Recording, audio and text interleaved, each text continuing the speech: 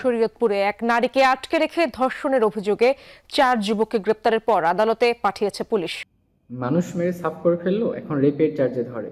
আসলে সেফটির জন্য ওকে ধরেছে, to give him shelter. I wouldn't know যে রাজনীতির পিছনে রাজনীতি থাকে, রেপের পিছনে ধর্ষণের পিছনেও রাজনীতি থাকে, until I red this book.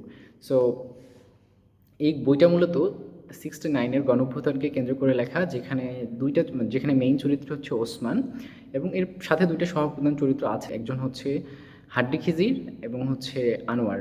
Anwar মূলত বামপন্থী, হাড্ডি খিজির হচ্ছে রিক্সা চালক, শোষিত শ্রেণী। এই গল্পে শোষিত শ্রেণী থেকে শুরু করে শিক্ষিত শ্রেণী পর্যন্ত আন্দোলনটা কেমন ছিল, গণঅভ্যুত্থানটা কেমন ছিল, সেটা আসলে চিত্রায়িত করা হয়েছে। ইন্টারেস্টিং ব্যাপার হচ্ছে, একটা আন্দোলনে গালি যে শোষিত শ্রেণীর ভাষা হিসেবে যুগে যুগে ব্যবহারও আসছে, এটা মূলত এই বইটা পড়লে আপনি আরও ভালো মতো বুঝতে পারবেন।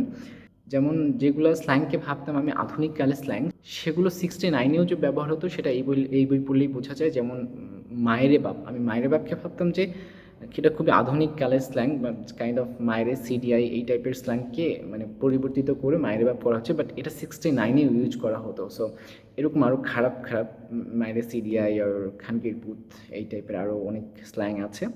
তো এই স্ল্যাং যে শোষিতর ভাষা, শোষিতর প্রতিবাদ, সেটা আসলে এই বই পড়লেই বোঝা যায়। এই বই পড়লে একটু ভালো মতো বুঝতে পারবেন আই থিঙ্ক। এই গল্পে আরও চরিত্র আছে। একটা চরিত্র হচ্ছে রানু। রানু হচ্ছে ওসমান রানুকে পছন্দ করতো, ওর প্রতি একটা মায়া কাজ করতো, রানুকে টিউশন করাতো, প্রাইভেট পড়াতো, ওর প্রতি একটা মায়া কাজ করতো।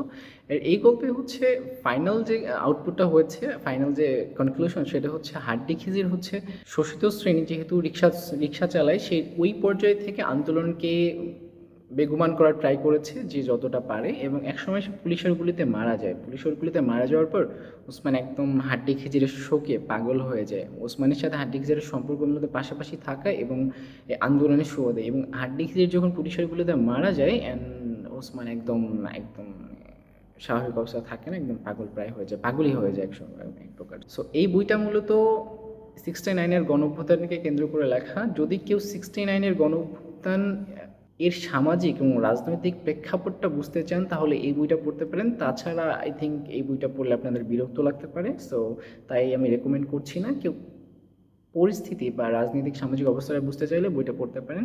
ধন্যবাদ। আসসালামু আলাইকুম।